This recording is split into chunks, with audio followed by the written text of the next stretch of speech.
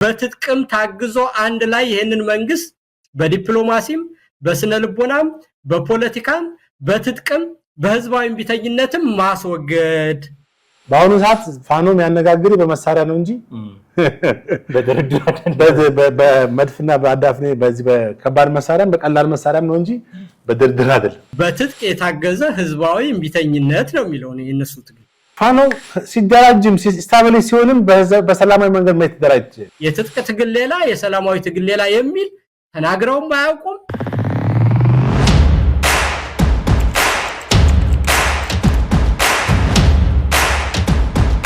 ሰላም እንዴት አላችሁ ቤተሰቦቻችን? ጥላሁን አክሊሉና ማደገፋ ወደ እናንተ መተናል። ወቅታዊ ፕሮግራማችን ላይ እንገኛለን። በዛሬው ፕሮግራማችን የተለያዩ ተማሪዎች በዩኒቨርሲቲ ያነሱትን ተቃውሞ አስመልክቶ ጉዳዩን ወደ ራሳቸው መንገድ ለማዞር የፈለጉ አንዳንድ ውጭ የሚኖሩ ፖለቲከኞች አሉ። በጥቂቱ ለመዳሰስ ይሄንን እንሞክራለን። እኔና ጥላሁን ከእናንተ ጋር ቆይታ እናደርጋለን። እናንተም አብራችሁን ቆዩ። ጥሬ እንዴት ነህ? አለ ይመስገን።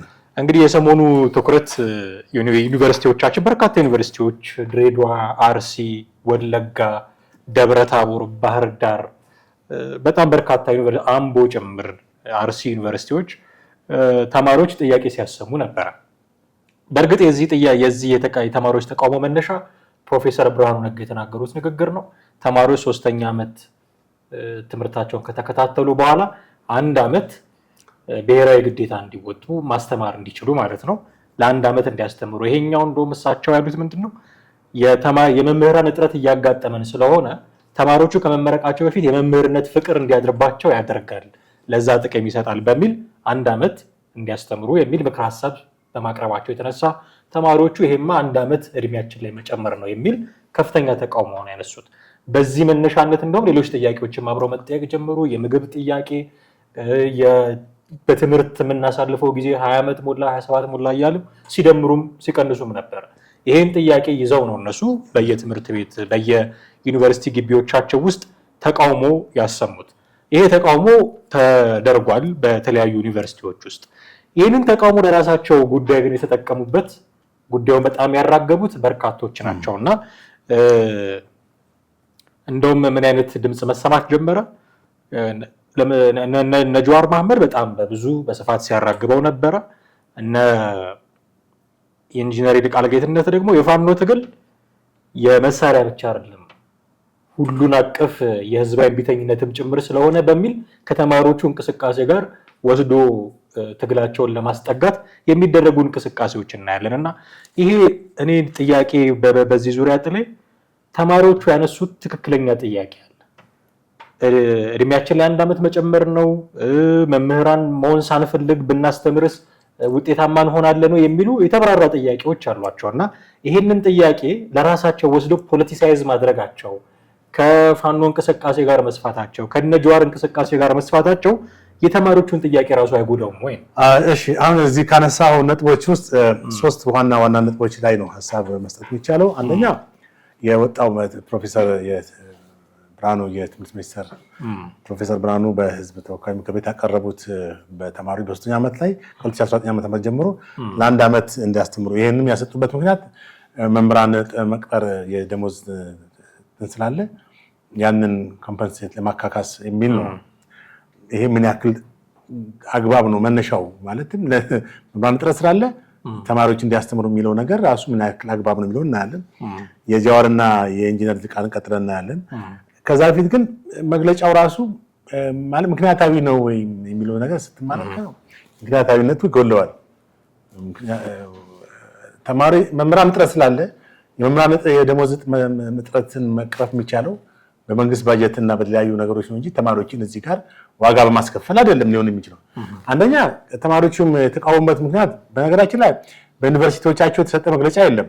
አሁን ቅድም አነሳ በሐዋሳ ዩኒቨርሲቲ፣ በወለጋ፣ በባህር ዳር ዩኒቨርሲቲ፣ በአምቦ፣ በአርባ ምንጭ እና በደብረ ብርሃን በምናምን ዩኒቨርሲቲዎች ያሉ ተማሪዎች ናቸው የተቃወሙት። ከዩኒቨርሲቲዎቻቸው መጣ መግለጫ የለም ፕሮፌሰር ብርሃኑ ይሄን ከመናገራቸው ውጪ።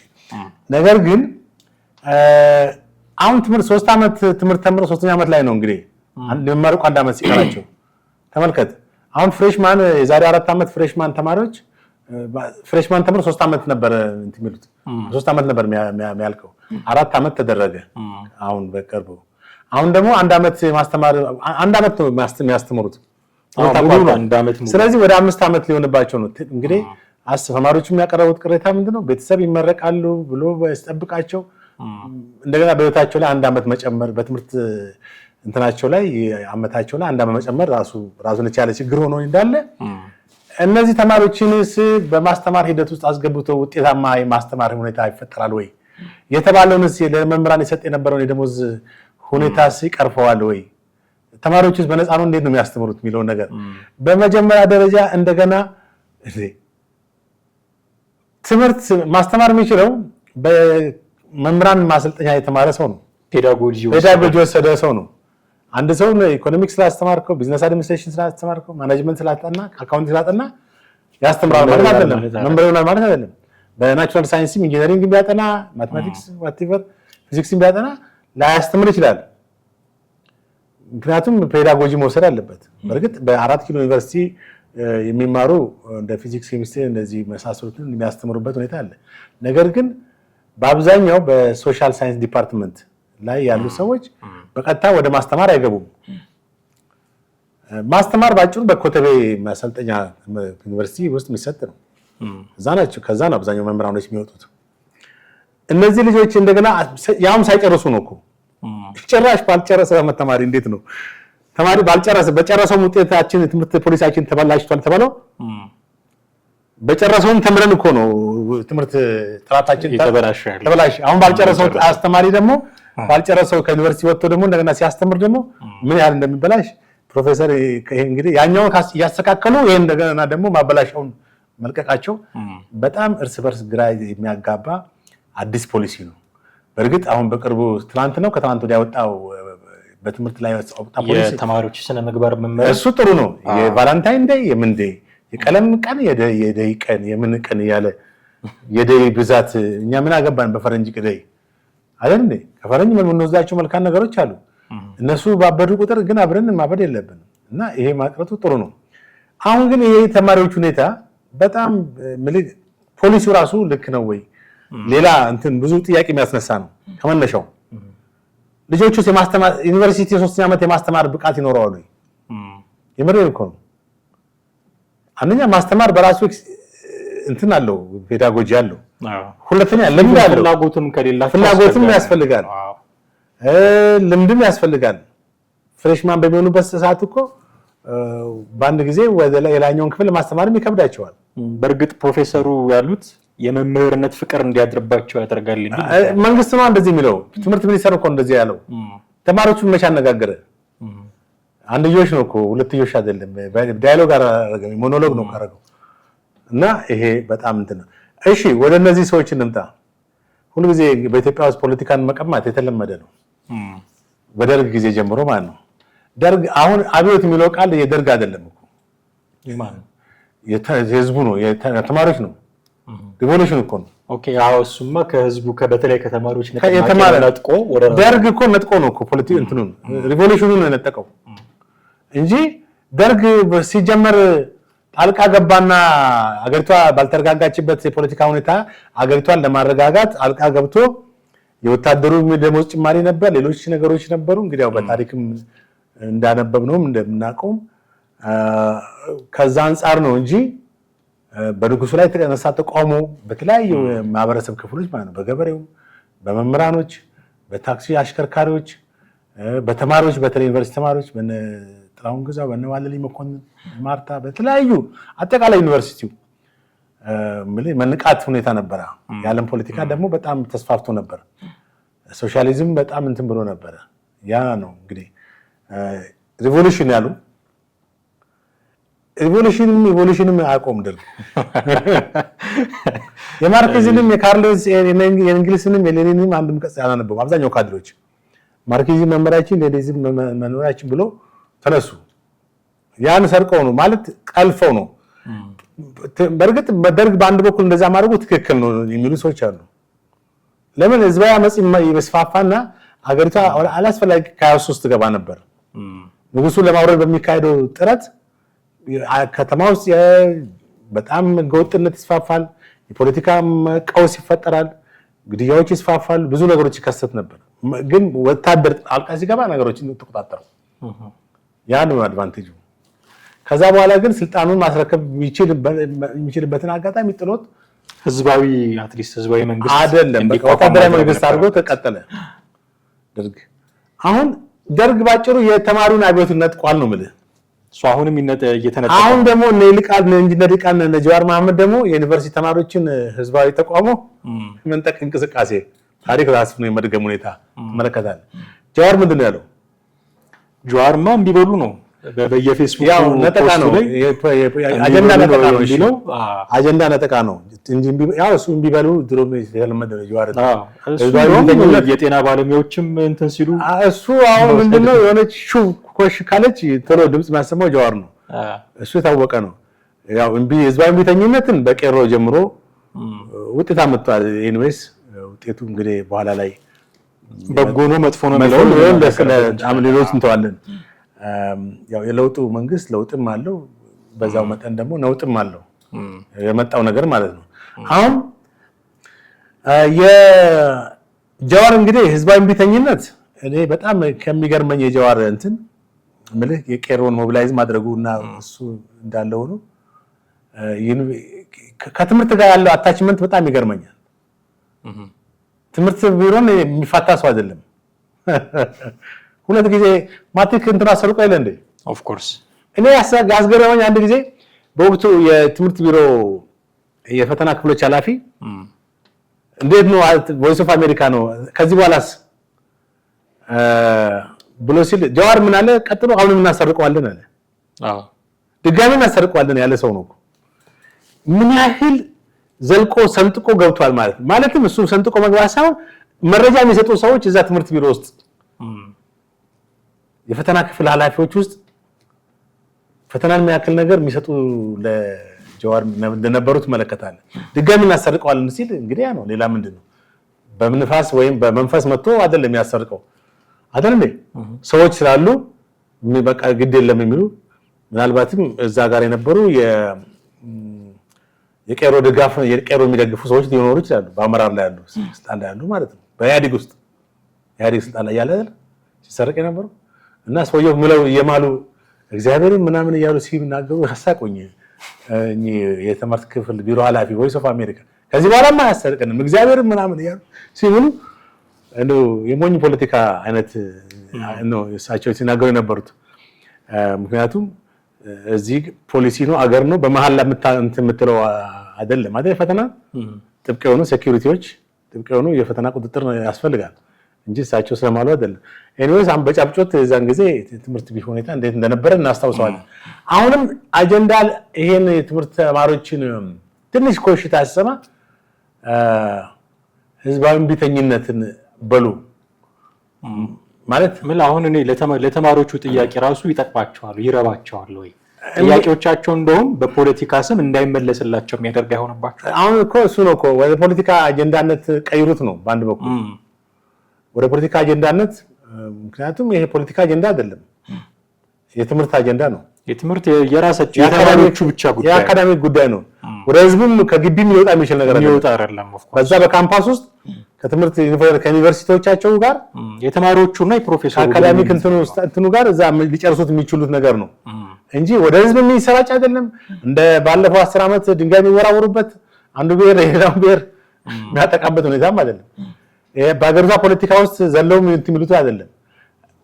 ይኸው ተናግረውታል እኮ አንደኛ ትምህርቱ ተያያዥነት ስላለው 3ኛ ዓመት እንትን ብለህ 4ኛ ዓመት ነው መግባት ያለብህ እንጂ ስታቋርጠው እንደገና ተመልሶ የመምጣት ሁኔታ አስቸጋሪ ነው አሉ። ይሄ የሚያስኬድ ነው። እንደገና ደግሞ የማስተማር ፍላጎቱም የላቸውም። እንደነው 2 ወር ቢሆን ማለትም ከሰኔ ጀምሮ እስከ ነሐሴ ያለው ረፍት ጊዜያቸው ቢሆን እሱ ችግር የለውም። ልክ እንደ ድሮ እንደ መሰረተ ትምህርት ማስተምራለህ በደርግ ስርዓት እንደነበረው ማለት ነው። እሱ በነፃም የሆነ ውላብል ተሰጥቷቸውም ሊያስተምሩ ይችላሉ። እሱ ችግር የለውም። ይሄ ግን መደበኛ የማስተማር ሁኔታ ነው። መደበኛ በማስተማር ሁኔታ ደግሞ ደሞዝ መከፈል አለበት። ታዲያ ለተማሪ የሚከፈለውን ደሞዝ ለመምህራን ለምን አይሰጥም? ለተማሪ የሚከፈለው ለመምህራን ለምን አይሰጥም?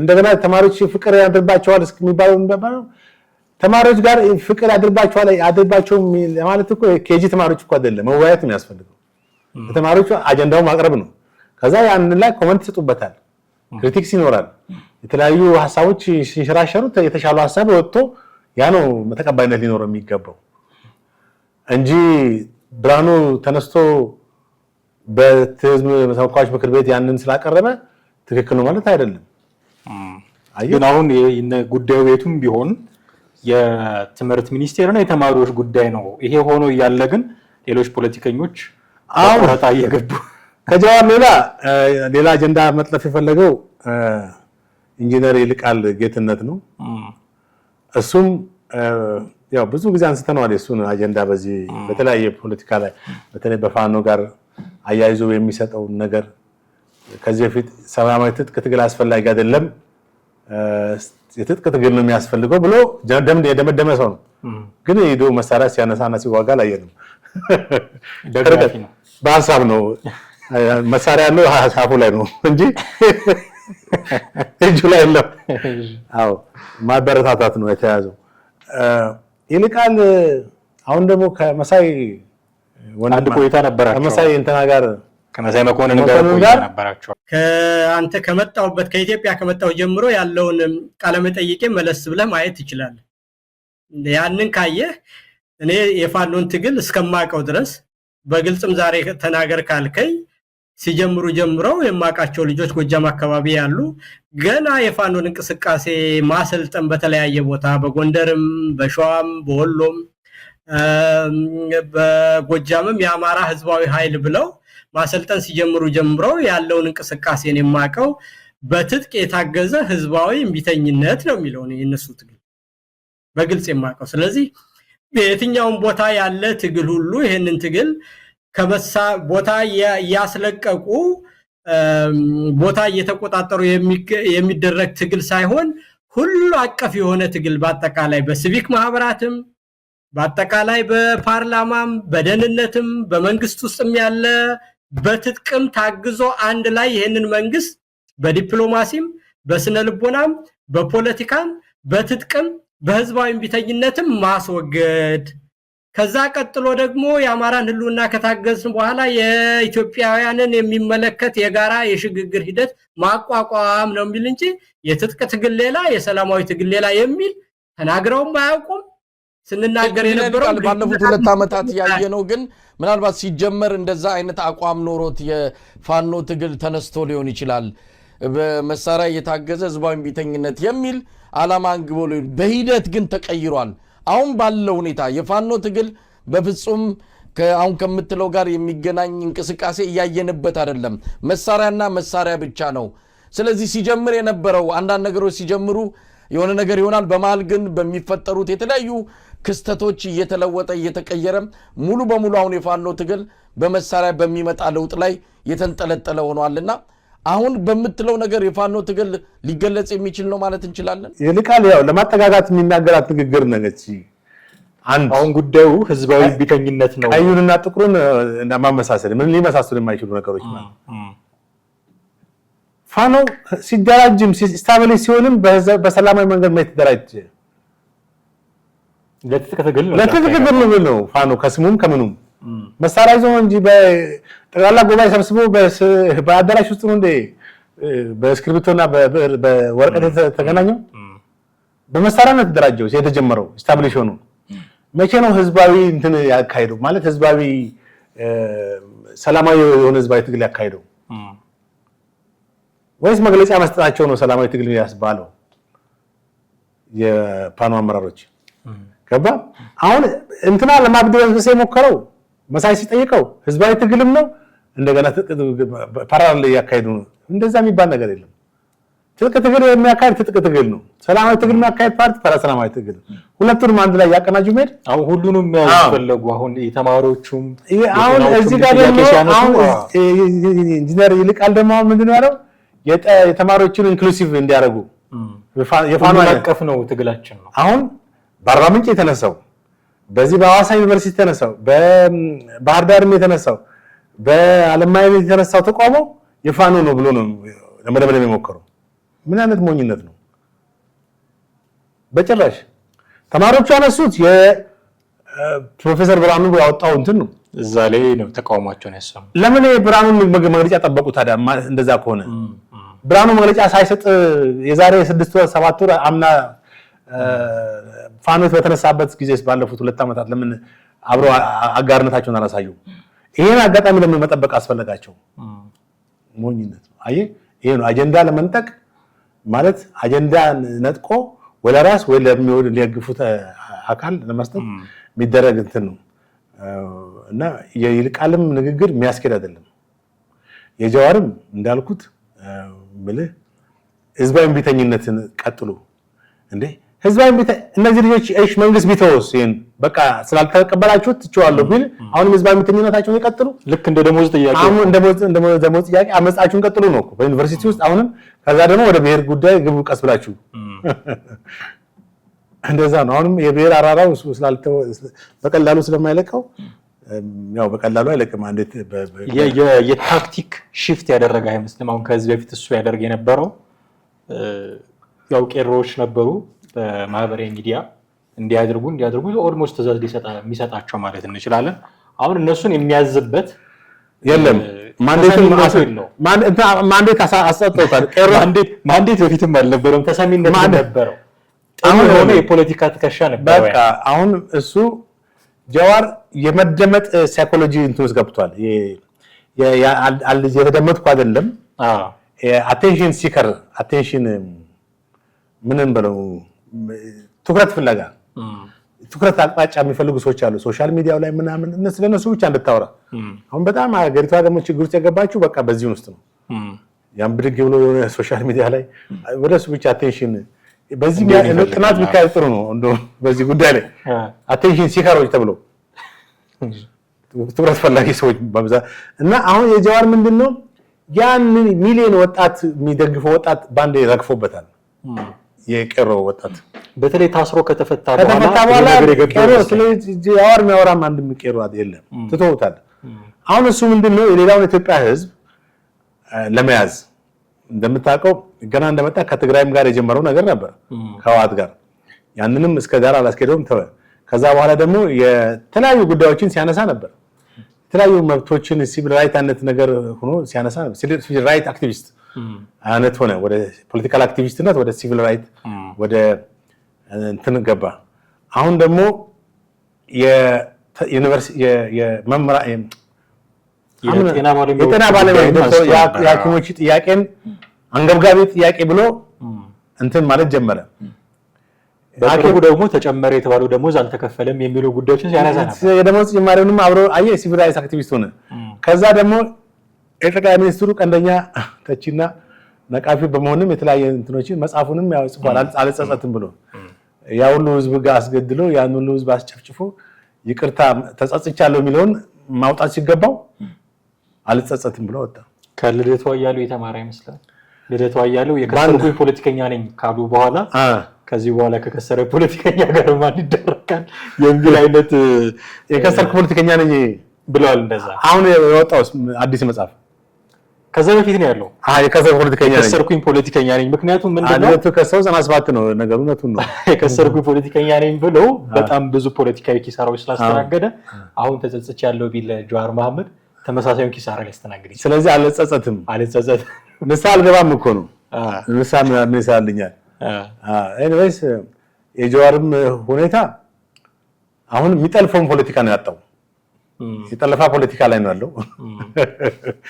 የዶክተሮቹ አልተሳካለትም። ዶክተሮቹ ተሰደቡታ የኛ አጀንዳ ነው አገባም እኮ አሉት አይደል እንዴ? ማለት የሚፈልጉት አሉ ድምጽ እንዲሆናቸው ፈልገዋል። ግን ጥያቄው ፖለቲካይዝ መደረጉን የጠሉ አሉ እና ጀዋር አልተሳካለትም። እንግዲህ ከቀሮ በኋላ ምንም የተሳካለት አይደለም። አሁንም ይሄኛው የተማሪዎች የሚሳካለት አይደለም።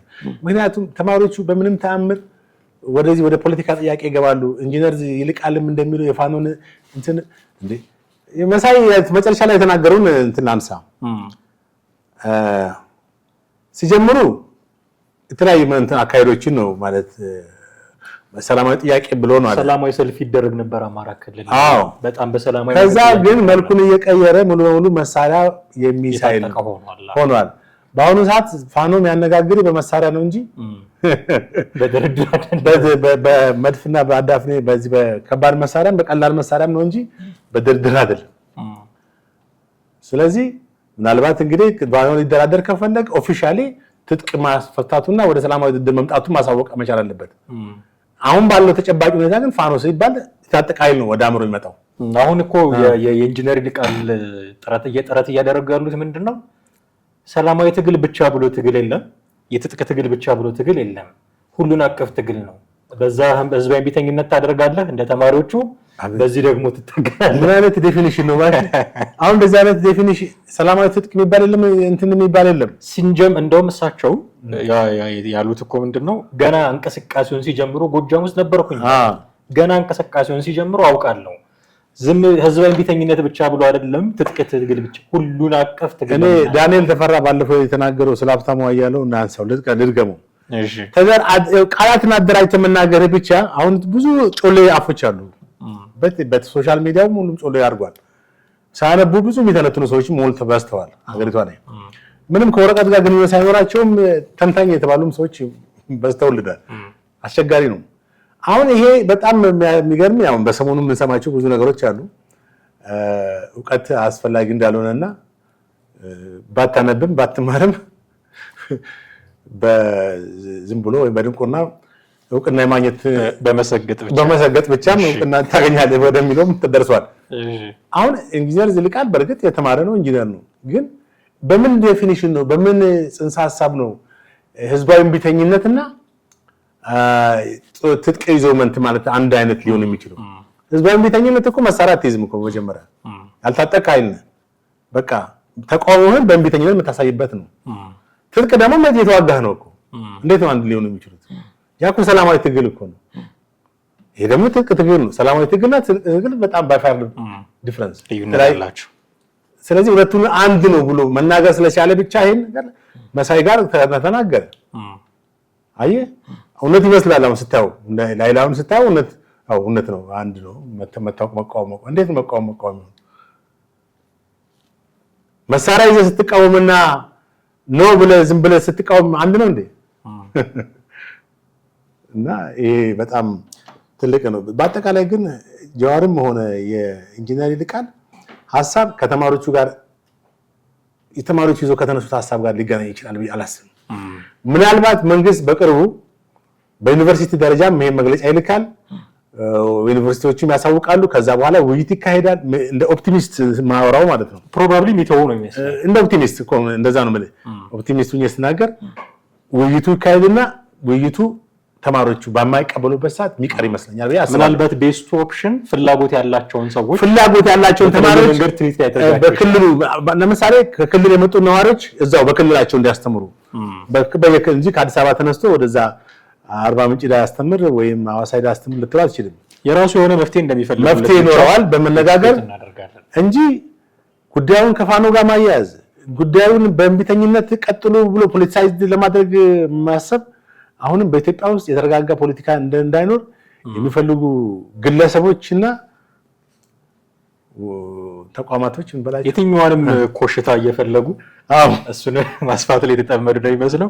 የሆነ ሆኖ ለተማሪዎቹም ለራሳቸው ላነሱትም ጥያቄ የሚበጃ አይሆንም። መምቻ ሰበብ እንዳያደርጉባቸው በግድ ተቃውሞ በግድ መሳሪያ አንሱ በግድ እንትን በሉ በጣም የማያስኬድ ነገር ነው። ኤኒዌይስ የተማሪዎቹ ጥያቄና የትምህርት ሚኒስቴር መልስ ምላሽ ምን ይሆናል የሚለውን ወደፊት ደግሞ መግለጫዎች ሲወጡ የመንግስትንም አቋም ስናቅ የምንመልስበት ነው የሚሆነው። በጣም አድርጌ አመሰግናለሁ።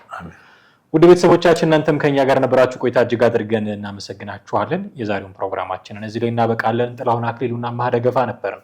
የትኛውም አይነት ሀሳብና አስተያየት ሲኖራችሁ በስልክ መስመራችን ደውሉልን፣ አሊያም ከታች ባለው ደግሞ የሀሳብ መስጫ ሳጥን በኩል አቀብሉን። ለሚቀጥለው ፕሮግራማችን ግብአት ይሆነናል። እሱ ማድረጋችሁን አትዘንጉ።